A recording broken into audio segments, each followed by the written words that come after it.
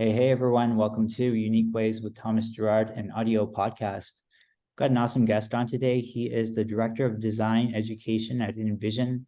His design career spans both physical and digital products, and he is a lecturer in product design at Stanford. Please join me in welcoming Eli Woolery. Welcome. Hey, Thomas, thanks for having me. A quick correction there. I'm not any longer the director of design education at Envision. I wrapped up that role a little bit ago. It might be because I didn't update on my LinkedIn yet, but I'm right now mostly fully focused on the podcast and doing some consulting work right now with a company called Webflow. And yeah, that keeps me busy in addition to teaching. And no big deal, but my first name is pronounced Eli. Oh, Eli. Great. Okay. So question one ties into kind of what you just said. The question is, tell me a little bit more about yourself. What do you do? For sure. So, as I just touched on briefly, the Design Better podcast is a big part of my job right now. My co-host Aaron and I started it around 7 years ago while we were both at Envision and ran it for a number of years under the auspices of the company.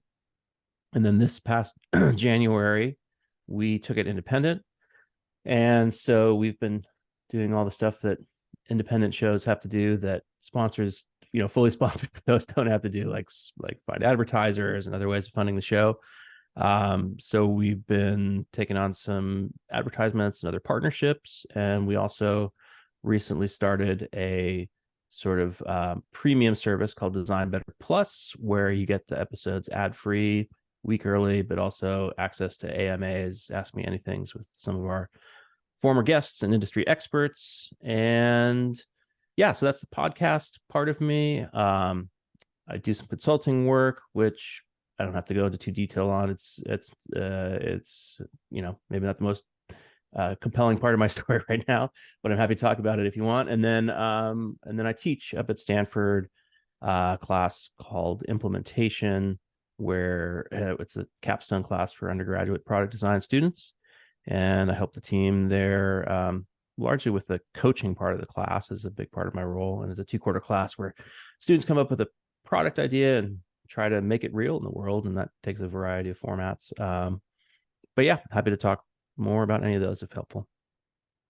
Great. Yeah. Just a note for our audience, this particular episode kind of ties into one of our previous episodes with Debbie Millman, who hosts Design Matters, the podcast, and helps build out that kind of community of podcasters that we're trying to build here. So question two is, what's a key piece of knowledge that makes you different?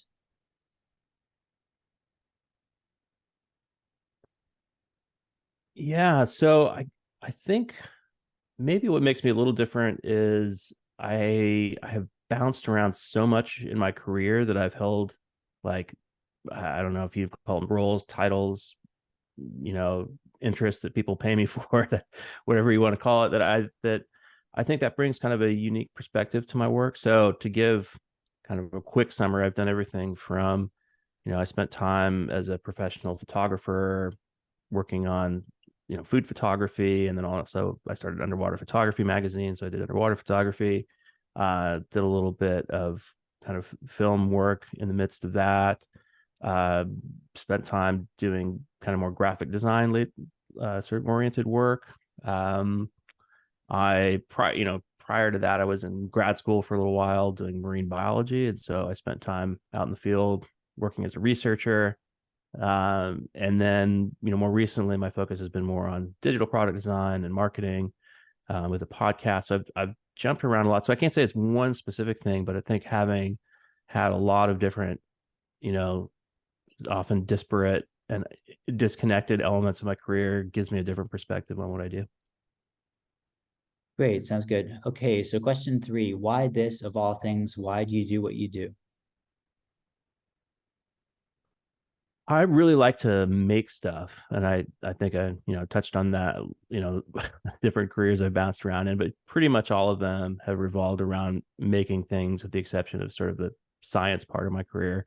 But even there, the thing that I really liked doing most was, in addition to the field work, was like putting together a creative presentation about the data I'd collected. So I think making things and getting them out in the world and making things that people like or enjoy or help people, that's a big part of it, why I do what I do. Great. And some people struggle with number four, but the question is, what does your future look like? Well, um, so I would say the most important part of my life right now is my kids and my family and my wife. And I just hope that, I can continue to um, be a good dad, essentially, and be a good husband and help them start, you know, interesting careers of their own. My daughter's already 13, so it already seems like she's way too close to leaving the nest, as it were. And while I'm excited for that and for her, it's also bittersweet that this whole growing up thing happened so quickly. So, yeah, just staying connected to my kids, my family, and hoping everybody stays happy and healthy. That's what I hope the future holds for us. Great. And we're recording here on my side from Vancouver, Canada. But the question is, let's talk about location. How does the notion of place play into what you do? So I feel very connected to where I live. I'm in coastal California near Carmel, which is a few hours south of San Francisco. And I'm a surfer and a diver and spend a ton of time in the ocean. And that definitely kind of impacts my whole worldview, sort of a tie to nature. And it ties into the creative projects I do too. So yeah, I think location for me is really important. I can't imagine right now living anywhere else. I've traveled a fair bit. I've been to places all around the world, but this is what feels like home to me. Great. And number six, if you had to start from the beginning, what advice would you give your former younger self? So that's funny. We just had this question. I was on a panel for a different class at Stanford, class that Dave Kelly teaches, and we were talking about our careers, and the students asked us that question. I think, you know, what one of the other panelists said, and which I think maybe something of a common answer is, I actually wouldn't really want to change my life in any way. I mean, maybe that's not true for everybody, but I do feel like I took the twists and turns that I did, and I wouldn't want necessarily change any of those. What I would say is maybe don't stress out so much over your future or your current job, that just know that, you're on this path and things are going to be okay. And yeah, take the anxiety down a notch. Great. And you've kind of got a new direction here, I think. So what's your day in the life like now? Yeah, so I typically I wake up pretty early. When I started Envision, they were on an East Coast time schedule, and I'm here on the West Coast, and so I would start work around 7 and be done by 3, and I ended up really liking that. So I usually start my working day here around 6, and get some work done in the morning, make time to exercise and be with the family. Depending on what my projects are that week, that could be anything from recording a podcast to doing some writing to probably doing other creative work. Yeah, but I think, the big things for me are making sure I make time during the day to ideally get outside, surf if the surf is good, and then make time for my family, and obviously get all the work done I need to get done. Great. And eight is lifelong learning is a popular topic. How do you stay up to date? I'd say podcasts is a big part of my learning regimen. So I listen to a lot of different podcasts. I do audiobooks too, to some degree. I love books in general, so I've often got, a couple books I'm going through at the same time. Those are the main things. I did dabble with things like Masterclass, which I thought was interesting, and I ended up using it more as a kind of audio content versus actually watching them. I just don't have much time to watch stuff that my family's not interested in watching, so I ended up consuming that as audio. Nice. And tools. What tools do you use? Are you both digital and analog?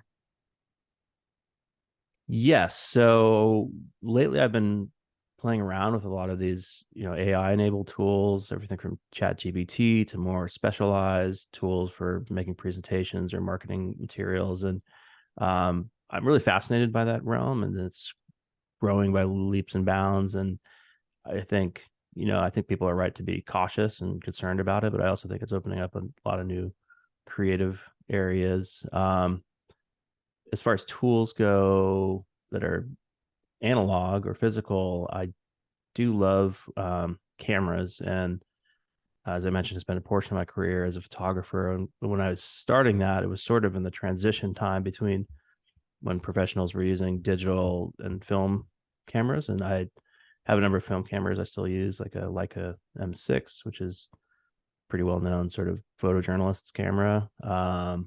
And yeah, just having that kind of tactile relationship with the tools you're using, I think, it's important. And I definitely miss that, spending so much time in the digital world as I do working on most of my projects. Nice. And halfway, number 10, how do you deal with work-life balance? I think that I, for me, the work and life kind of bleed into each other a bit. I mean, I feel lucky in that most of what I do I really love and enjoy doing, and so I don't feel like there's a huge kind of chasm between my work life and my other life. But like I said, I'm very conscious about building in time during the day to get outside, get exercise, and spend time with my family. So yeah, I think, uh, is it balanced or not? I'm not sure, but I do, yeah, I do make time for the things that are important. Great. And if you weren't doing what you do now, what would you be doing? Hmm.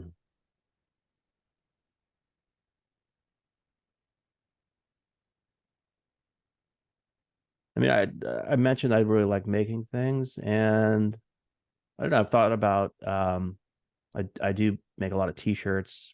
For years I've sold t-shirts through a company here, and I love printmaking and visual, kind of the visual arts. And if I were in a different maybe phase of my life, I'd focus more on kind of making things like that: shirts, prints, art, photography, and maybe have a little shop here in Carmel. Nice. And what would you not like to do with your career?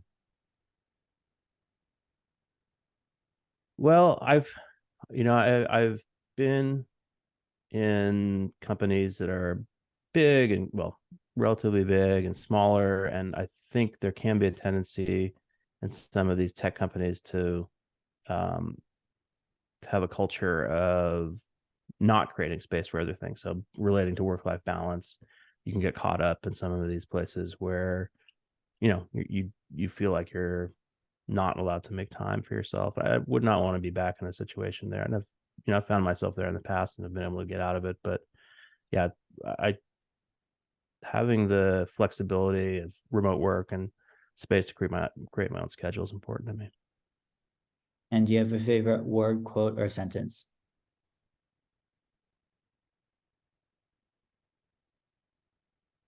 Let me think about that one for a second.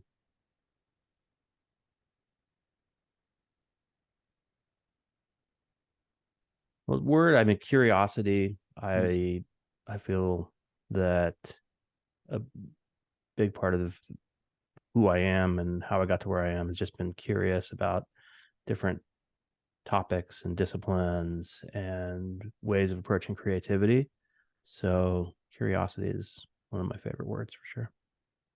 And how about a least favorite word or quote or sentence?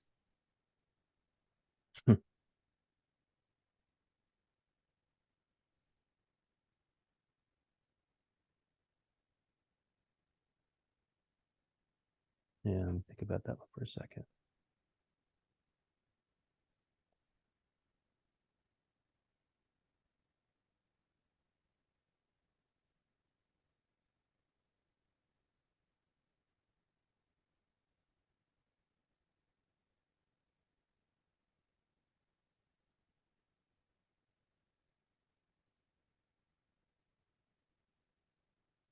Okay, here's one that's that I've seen academia and that I think has been kind of harmful for our students, and it's this idea of a safe space. Hmm. And while I understand that the intent is really good, that we want to, protect younger minds from ideas that might be offensive or troubling, I think it actually does the reverse. And if you aren't able to bring in topics for discussion and debate, if you aren't able to put yourself in somebody else's shoes and argue the other side of something, even if it is something very controversial and challenging, I just think that that ends up harming you in the long run. And we've seen a little too much of that on campuses in the last decade or so. It's a good one. If you had to pick one word to describe yourself, what word would you choose?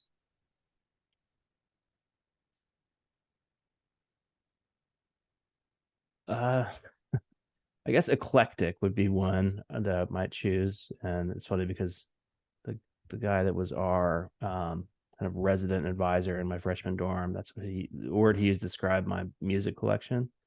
And I think that's kind of held true even since I was in college. What keeps you up at night?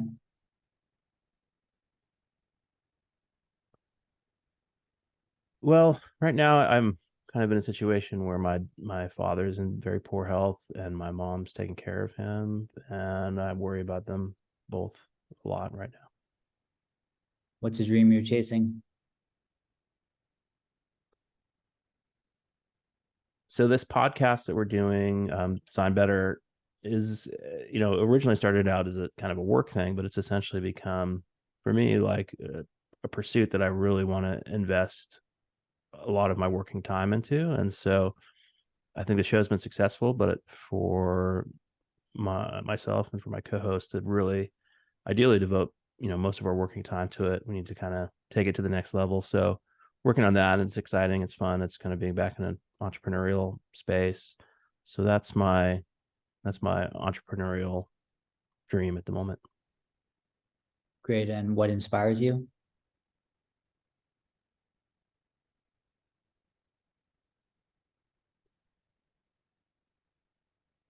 So those of us have kids, it might be a little cliche to say our kids, but it's true for me that my kids really inspire me, just their own creativity and their humor. And I if you have more than one kid, you kind of assume that maybe because they came from the same parents, they'll be somewhat similar. But my daughter and my son are very different, and they have different perspectives on life and different, modes of creativity and humor. And they just continue to inspire me every day. Great. And last couple here, number 19. Any advice you'd like to share?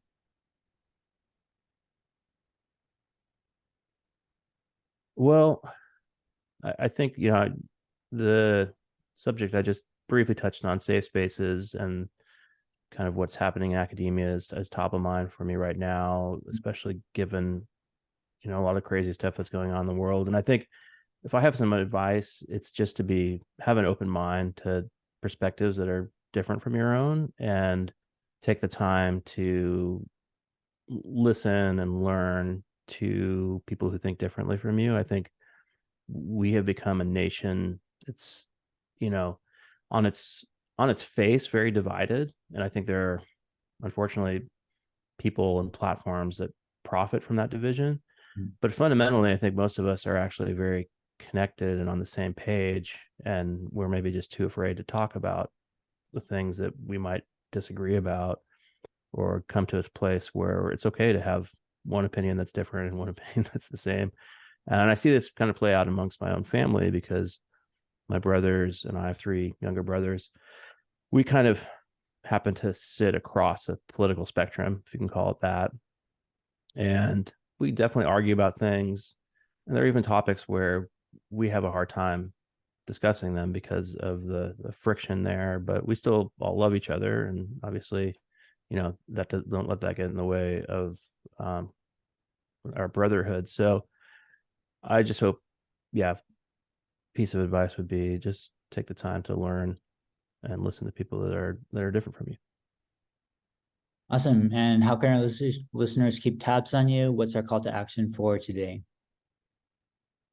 Best place to go is designbetterpodcast.com. That's our Substack, and you can get the latest episodes there, as well as a newsletter. And yeah, stay connected to the show, see what guests we have coming up. That's the best place to go. Great. Well, thank you so much for being on. Super exciting to have you here. I saw your profile and thought of W. Millman and going down that track, but then taking the independent route, of course, is a super brave thing, and super excited to see where that goes. Thanks so much. Thanks, Thomas. It was nice to meet you. Nice to chat with you.